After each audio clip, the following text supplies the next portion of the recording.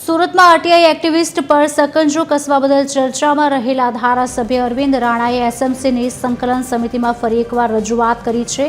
તેમણે ગેરકાયદે બાંધકામો બાબતે સંડોવાયેલા કર્મચારીઓ અને અધિકારીઓ સામે પગલાં ભરવાની માંગ કરી છે।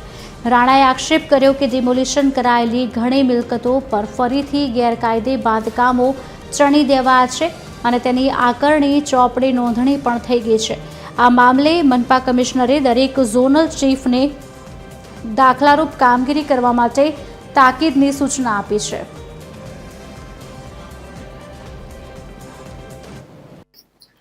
સેન્ટ્રલ ઝોનમાં દબાણનો પ્રશ્ન છે। કેટલાક દબાણો જે છે એમાં દબાણ કરનારાઓ ગરીબ અને મધ્યમ વર્ગના લોકો છે। રોજીરોટી કમાઈને પોતાના પરિવારનું ભરણ પોષણ કરનારા પણ લોકો છે, પરંતુ કેટલાક એવા પણ છે કે જે દબાણ કરીને જાહેર રસ્તા ઉપર ખૂબ મોટું દબાણ કરીને ટ્રાફિકને સમસ્યારૂપ છે। એવા દબાણો દૂર કરવા જ જોઈએ અને કોર્પોરેશનની પ્રાથમિક ફરજમાં આવે છે।